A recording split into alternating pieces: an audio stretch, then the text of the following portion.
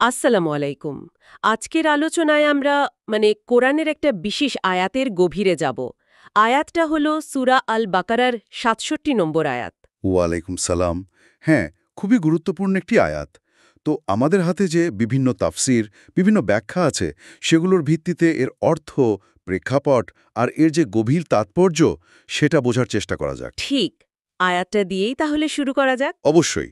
আমি প্রথমে আয়াতটির আরবি তেলাওয়াতটা শোনাচ্ছি, ঠিক যেভাবে নাজিল হয়েছিল। ওয়াইজ কল্লা মুসা লে কৌমিহি ইন্নাল্লাহা ইয়া'মুরুকুম আন তাযবাহু বাকারাতান ক্বালু আতাত্তাখিযুনা হুজওয়ান ক্বালা আউযু বিল্লাহি আন আকুনা মিনাল জাহিলিন। আচ্ছা।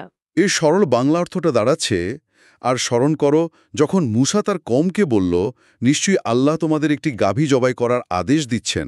তারা বলল, তুমি কি আমাদের সঙ্গে উপহাস করছো? সে বলল, আমি আল্লাহর আশ্রয় প্রার্থনা করছি অজ্ঞদের অন্তর্ভুক্ত হওয়া থেকে। হুম, বেশ। মানে শুরুতেই একটা সংঘাতের মতো। এখানে তো একটা ঘটনার দিকেই ইঙ্গিত, তাই না?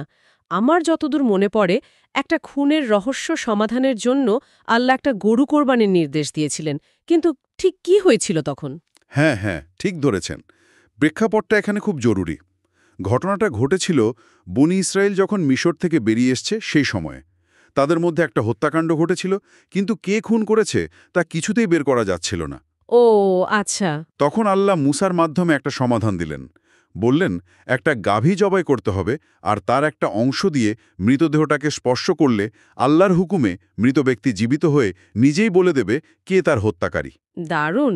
কিন্তু আয়াতে যেমনটা বলা হলো, তারা তো উল্টো মুসা আলাইসাল্লামকেই জিজ্ঞেস করল তিনি উপহাস করছেন কিনা। ঠিক এখানেই সমস্যাটা শুরু হলো। আল্লাহর আদেশ পাওয়ার পর তাদের প্রতিক্রিয়াটা ছিল অবাক করার মতো। তাফসির গ্রন্থগুলোতে যেমন ধরুন ইবনে কাসির বা ইমাম তাবারি তাফসিরে বেশ বিস্তারিত বলা আছে। হুম, সেখানে কি বলা আছে? মানে তারা কি আদেশটা বুঝতে পারেনি, নাকি আসলে মানতেই চায়নি?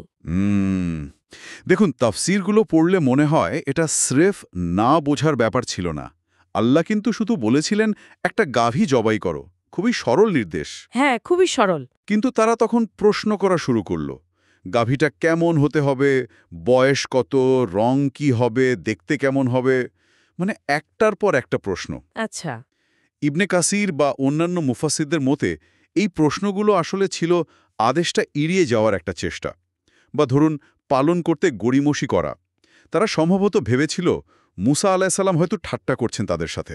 আল্লাহর নবীর মাধ্যমে আসা আদেশকে ঠাট্টা মনে করা, এটা তো খুবই গুরুতর একটা ব্যাপার। নিঃসন্দেহে এটা আল্লাহর আদেশের প্রতি চরম অশ্রদ্ধা। আসলে ভাবনার বিষয়, আল্লাহর এত স্পষ্ট নির্দেশ, অথচ তাদের প্রথম প্রতিক্রিয়া হলো সন্দেহ আর প্রশ্ন। যেন যেন বলছে, আপনি কি সিরিয়াস? আজকের দিনের সাথেও তো মিল খুঁজে পাওয়া যায়, তাই না? একদম। ডাক্তার ওষুধ দিলে রোগী যদি ভাবে, দূর, এটা কি কোনো চিকিৎসা হলো? এতে তো আসলে নিজেরই ক্ষতি হয়। ঠিক তাই। শেষ পর্যন্ত তো তারা বিষয়টাকে নিজেরাই নিজেদের জন্য কঠিন করে ফেলেছিল। হ্যাঁ, সেটাই। আর দেখুন, এই ঘটনার একটা প্রতিধ্বনি আমরা কিন্তু হাদিসেও পাই। সহি মুসলিম শরীফের একটা হাদিসে রসুল্লাহ সাল্লাহ সাল্লাম কিন্তু সতর্ক করেছেন। তিনি বলেছেন, যখন কোনো নির্দেশ আসে সেটা পালন করা উচিত। বনি ইসরায়েলের মতো বেশি প্রশ্ন করে বিষয়টাকে নিজেদের জন্য কঠিন করে তোলা ঠিক না। তার মানে অতিরিক্ত প্রশ্ন অনেক সময় কল্যাণকর হয় না। ঠিক। আর যদি একটু মনস্তাত্ত্বিক দিক থেকে দেখি, অনেক সময় মানুষ কর্তৃত্বের নির্দেশকে হালকাভাবে নেয় বা সেটা নিয়ে প্রশ্ন তোলে। এটাকে হয়তো বলা যেতে পারে অথরিটি রেজিস্ট্যান্স, বা কর্তৃত্বের প্রতি এক ধরনের স্বাভাবিক প্রতিরোধ। হুম, ইন্টারেস্টিং। বনি ইসরায়েল হয়তো মুসা আলের কর্তৃত্ব বা আদেশের উৎস নিয়ে কিছুটা দ্বিধায় ছিল। হয়তো তাদের দীর্ঘদিনের পরাধীনতার কারণে এই মানসিকতা তৈরি হয়েছিল। কিন্তু কারণ যাই হোক না কেন, ফলাফলটা হয়েছিল আল্লাহর আদেশ পালনের দেরি আর পুরো বিষয়টাই জটিল হয়ে যাওয়া। তার মানে তাদের ওই উপহাস বা অতিরিক্ত প্রশ্ন করাটা আসলে ছিল এক ধরনের অজ্ঞতা, তাই না? যেমনটা মুসা আলাহ তার জবাবে বলেছিলেন, আমি আল্লাহর আশ্রয় প্রার্থনা করছি অজ্ঞদের অন্তর্ভুক্ত হওয়া থেকে। একেবারে। তিনি স্পষ্ট করে দিয়েছিলেন যে আল্লাহর আদেশ নিয়ে উপহাস করা বা প্রশ্ন তোলা অজ্ঞতারই পরিচয়। ঠিক। মূল শিক্ষাটা তাহলে এটাই দাঁড়াচ্ছে যে আল্লাহর আদেশকে কখনো হালকাভাবে নেওয়া উচিত না। উপহাস করা বা অপ্রয়োজনীয় প্রশ্ন করে সেটাকে জটিল করে তোলাও ঠিক নয়। এতে আল্লাহর প্রতি যেমন অসম্মান দেখানো হয়, তেমনি পরিণামে নিজেদের জন্যই পরিস্থিতিটা কঠিন হয়ে পড়ে। হ্যাঁ, যেমনটা তাদের ক্ষেত্রে হয়েছিল। ওই বিশেষ গাবিটা খুঁজে পেতে তাদের অনেক কষ্ট করতে হয়েছিল, অনেক বেশি দাম দিতে হয়েছিল। অথচ প্রথম নির্দেশেই যদি কাজটা করত, হয়তো এত কিছু হতোই না। ঠিক।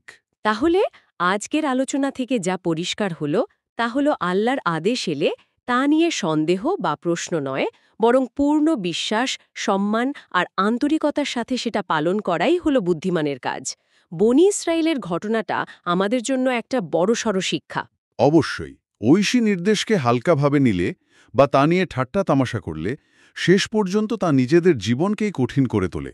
একদম। আলোচনা শেষ করার আগে একটা ছোট্ট চিন্তার খোরাক রেখে যায় কি? হ্যাঁ, বলুন। আজকের দিনে আমরা হয়তো সরাসরি আল্লাহর আদেশ নিয়ে এমন উপহাস করি না, কিন্তু আমরা কি কখনো কখনো নিজেদের উপর আসা দায়িত্ব বা ধরুন কোনো স্পষ্ট নির্দেশ অথবা কোনো সঠিক পথ নির্দেশকে বিভিন্ন অজুহাতে এড়িয়ে যাই না, বা সেগুলোর গুরুত্বকে কম মনে করি?